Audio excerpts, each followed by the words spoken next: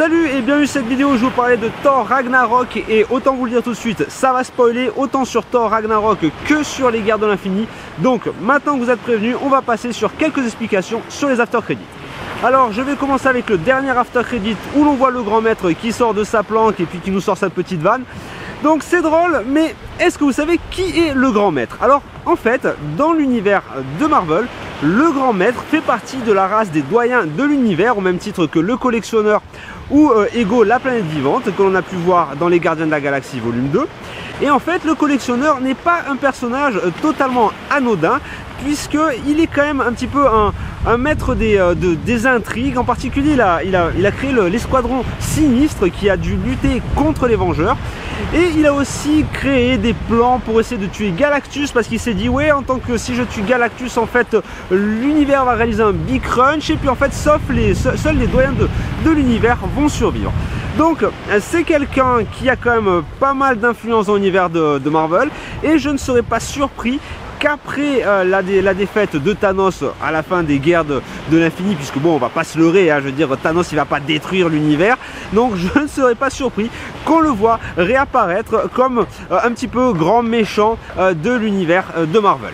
Deuxième chose que je voulais aborder avec vous au sujet du film Thor Ragnarok, en fait, c'est sur les pierres de l'infini. Alors, Thor Ragnarok introduit clairement à la guerre de l'infini qui va y avoir l'année prochaine, mais c'est encore plus flagrant avec le dernier after credit. Mais avant de vous en parler, je voudrais qu'on revienne un petit peu sur les gemmes de l'infini. Donc les gemmes de l'infini sont au nombre de 6 et 5 ont déjà été clairement identifiées.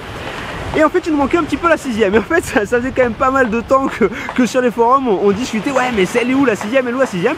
Et en fait, la 6ème n'est autre que la gemme de l'âme. Et il n'est pas impossible que l'on ait 2 hours later.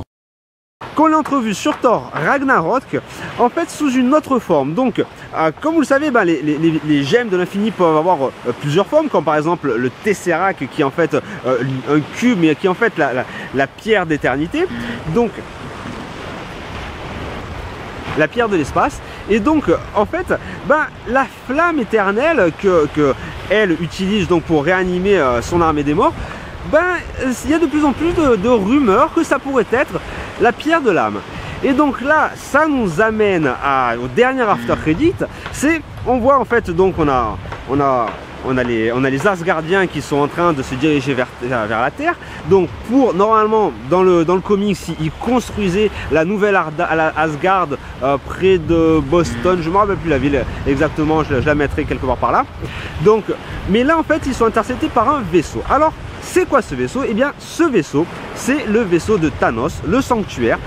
Et en fait là ça nous amène donc clairement aux guerres de l'infini, parce que si vous vous rappelez, il y a quelques mois de ça, il y a un trailer là qui est un peu fuité sur internet, et dans ce trailer on voit justement Thor qui est dans l'espace et puis qui est récupéré par les Gardiens de la Galaxie, qui rentre en collision contre le cockpit des vaisseaux des Gardiens de la Galaxie, et on voit justement donc Loki qui avec le Tesseract dans la main. Donc qu'est-ce que l'on peut déduire? Eh bien on peut en déduire que a priori donc Thanos a débarqué, il a intercepté le vaisseau des Asgardiens, il a foutu une sacrée raclée, il a récupéré le Tesseract, et ça serait pas impossible donc qu'il aille après vers Asgard pour récupérer justement la dernière pierre de l'infini, si justement c'est bien la flamme éternelle.